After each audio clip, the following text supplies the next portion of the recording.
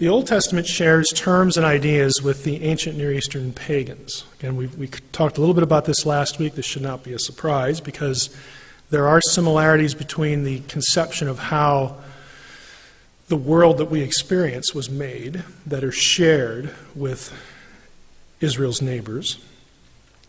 We see these terms as metaphorical, the terms that I'm going to cover tonight. We look at them, you know, when the Old Testament says something like that the sky is supported by pillars. Oh, that's just metaphorical. It's just poetic. To us it is, and you know why? Because we have a scientific worldview. That's why. They didn't. They were serious. No ancient person ever scaled a mountain. Do you realize that? Like the tall mountains? Because it takes oxygen, they freeze, I mean, all this kind of special equipment. There's no record that any of them ever did it. Okay, it wasn't until the 15th century that we have, you know, the whole issue resolved of can you sail this way and come out the other? You know, the whole idea about the Earth being a globe and all that kind of stuff, that was debated up into the 15th century.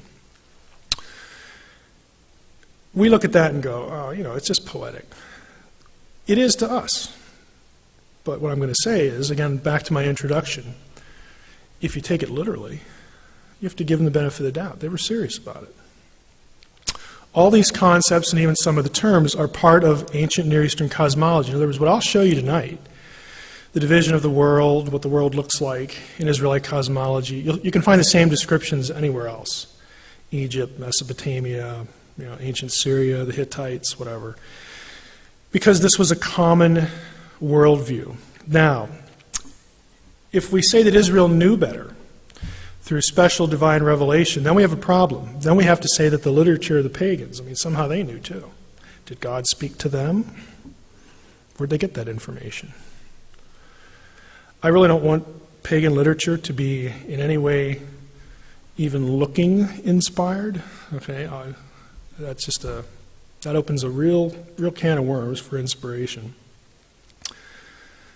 It's just ground we need to stay away from, and for good reason. It's legitimate to stay away from it. If we let the Bible be what it is, though, we can claim it's unique theologically in what it says about God. But if not, then pagan literature is essentially on the same level. And trust me, you don't want to go there. You want it to be unique. Let's get into it here. Exodus 24. Israelite cosmology has 3 tiers. This is the Ten Commandments passage. You shall not make for yourself a carved image or any likeness of anything that is in heaven above, or that is in the earth beneath, or that is in the water under the earth. 3 levels. New Testament is the same. Philippians 2:8, verse 10. So that at the name of Jesus every knee should bow in heaven and on earth and under the earth. What, like the worms? No. We're going to see what they were thinking here. Revelation 5, heaven, earth, under the earth. It's a 3-tiered cosmology. This is what it would look like. I didn't make this graphic, which is why it looks cool. Okay? Somebody gave this to me because they hated, honestly, at Western, they hated the one I used, and so they gave me this one. This is a 3-tiered cosmology. There's God. We're going to see it in the verses I'll show you that God lives above the vault of heaven, the firmament. And in the firmament you have windows and doors. And you have the earth. We're going to see verses that talk about the ends of the round, flat earth here. Underneath is Sheol. Sheol can be both the grave, and it can also be the underworld. Okay? It's not quite hell, but it's sort of like hell. We can talk a little bit about it. And then underneath that, we have the great deep. These are all scriptural terms that are on this map. This is what an Israelite, an Egyptian would have had different terms, but the same 3-tiered level. Same with the Mesopotamians. Now, they have, theologically, they have dramatically different views of what's going on here. Not just who made it, but what's going on. Views of afterlife, the value of humanity. I mean, it's dramatically different. And I've made the comment before, Genesis is about theological messaging. And there are some dramatic differences in what Israel is saying, the Bible is saying, and anything else. So let's take a look at the parts. Waters above and below the heavens. Genesis 1:6, God said, let there be an expanse. Some translations have firmament. It's rakiah in Hebrew. In the midst of the waters. And let it separate the waters from the waters. And God made the expanse, the rakiah, and separated the waters that were under the expanse from the waters that were above the expanse. And it was so. And what was that expanse called? Heaven. The heavens, the sky. Shemayim in Hebrew. So you have here the sky. Okay, and you have waters above the sky. And of course you've got waters below down here. But then you have the atmospheric heavens as well. Psalm 148 mentions the waters that are above the heavens. That's after the flood. Did you catch that? Because a lot of people want to say, oh, the waters above, they went away with the flood. See, the firmament was this canopy thing, and it was there, and then the flood, it just went away. And no, it wasn't. According to the psalmist, he's still referring to it. Proverbs 8, when he established the heavens, I was there. When he drew a circle on the face of the deep. Isn't that interesting? We'll get to that. Circle on the face of the deep. When he made firm the skies above. Made firm is amatz in Hebrew. It is the same verb for letting a tree grow firm, hard. Ancient cosmology across the board believed that the sky was this dome over the earth, and it was solid. Kind of like the Truman Show. Okay? They believed that the stars were affixed to it. Some of the stars never moved, but other ones did. And the ones that did, this is why the word stars is attributed to the sons of God and to angels in biblical literature. They believed that the stars were animate beings, that they were really divine beings, and then they'd come to earth as angels, but they lived up there. And those were the ones that moved. Why? Because movement shows what? If something moves, it's alive. Okay? Again, they can't take a rocket and go up and check it out. They believe that this is there's a solid expanse over them. Another passage. Job 37, verse 18. Can you, like him, speaking of Job, drawing the dramatically poor comparison of God and Job. Of course, we know who's going to win there. But can you, like him, spread out the skies hard, kazakh, hard as cast metal, mutzak, as a metal mirror. Mutzak is the same word used in the casting of the laver, the tabernacle where they would wash. It's solid. It's also the same terminology used for flint rock. Again, these passages point to the belief that there's a dome, the sky's a dome, and it's solid. And God lives above it, we live below it. Job 22, did I skip one? No, I didn't. But you say, what does God know? Can he judge through the deep darkness? Thick clouds veil him so that he does not see, and he walks on the vault of heaven. That's where God lives. It's his address. And before we think, oh, that's quaint, how cute. We think that, don't we? If a little child would ask you, where does God live? Up there. Is there something wrong with that answer? I don't think there's anything wrong with it. Use it, because there's the sense that God lives off planet. Why? Because he created the earth for us. He doesn't need it. He's independent of it. He transcends it. That's all it is. It's very normal. Amos 9:6, he builds his upper chambers in the heavens and founds his vault upon the earth. The vault upon the earth. Who calls for the waters of the sea and pours them out in the surface of the earth. The Lord is his name. And in Psalm 29, the Lord sits enthroned over the flood. Let's go back here. We talk about the middle tier now, the earth. Here's a God's eye view of the world. If God is sitting above the firmament and looking down at it, what does he see? This is where we get Genesis 1:9. God said, "Let the waters under the heavens be gathered together into one place." Waters, plural, one place. How can you get all the waters in one place and then still call them seas? And the dry land appeared. That's how you get it. All the waters, one place, earth, but they're still seas, again, depending on what direction you're coming from or where you're at. Because if you're over here, you're going to call this something sea, and you can't really see what's going on over here. So if you live on the other side, that's another sea. But you got all the seas together. Proverbs 8, when he established the heavens, I was there when he drew a circle on the face of the deep. Circular. He made firm the skies above, so on and so forth. Here's an interesting one. He has inscribed a circle on the face of the waters at the boundary between light and darkness. What's the boundary between light and darkness? Think about it. You all know the answer to this. What's the boundary? Think literally. What's the boundary between light and darkness? Does it get dark here? Does it get light here? Where's the boundary?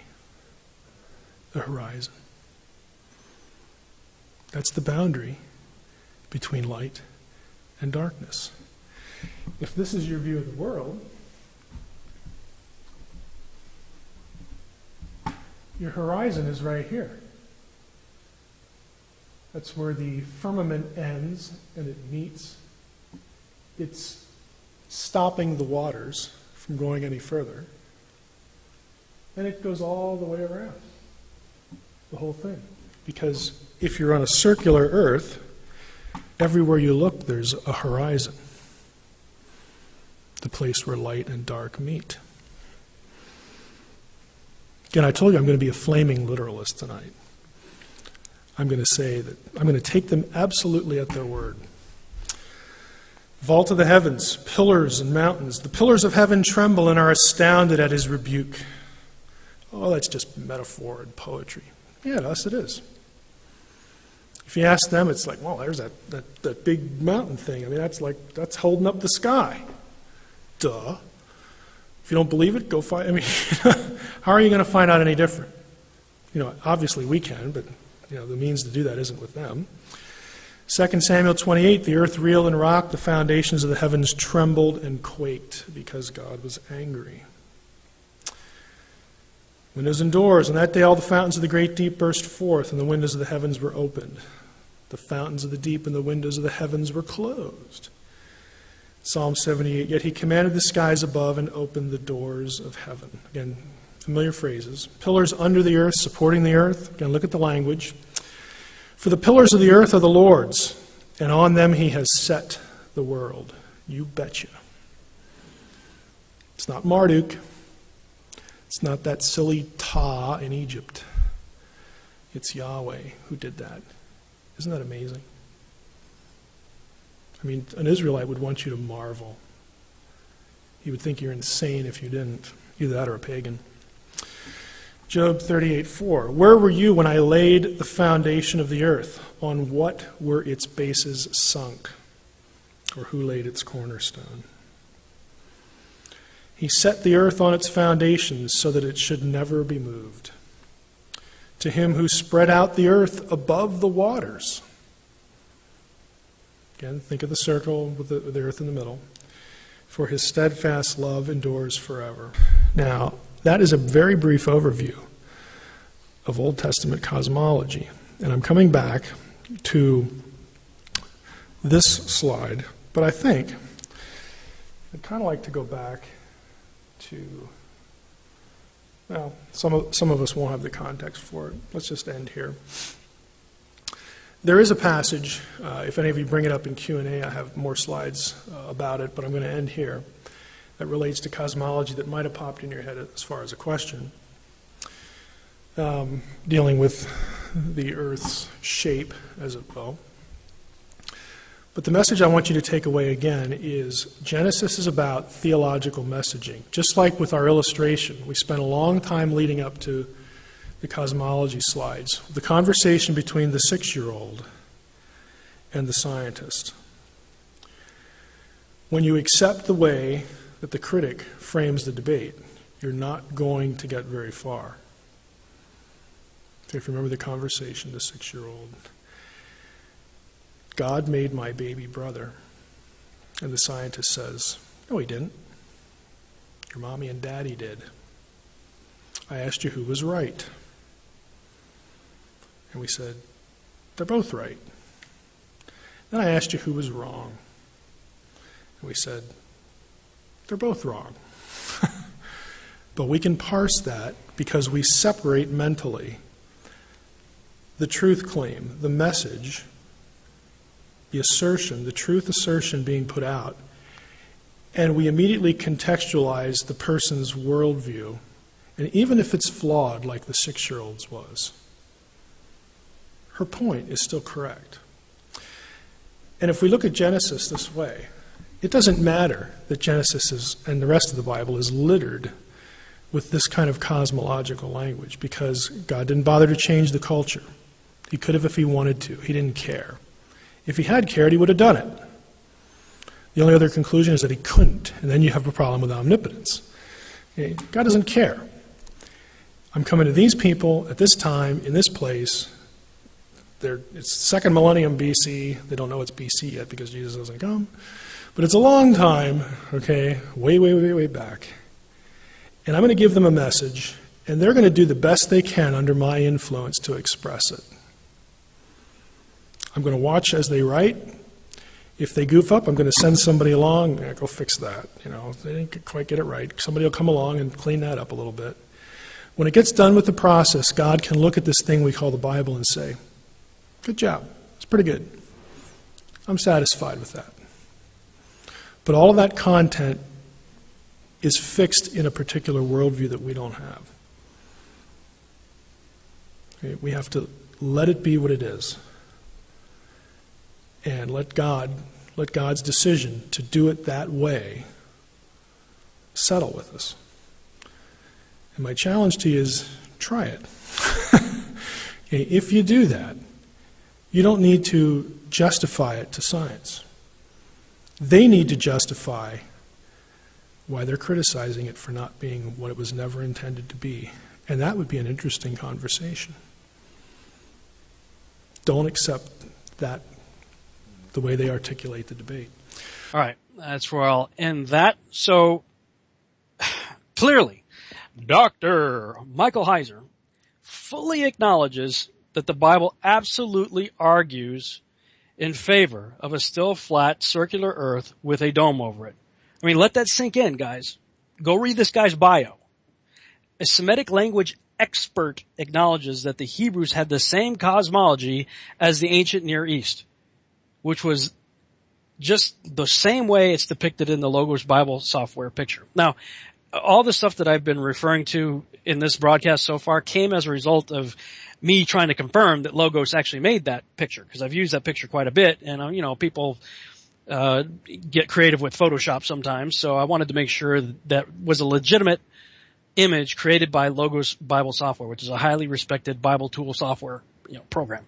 So as I'm searching to confirm that that was in fact created by Logos Bible software, I'm finding all these articles that I've been referring to in this broadcast so far, and then I found this video of Michael Heiser saying that.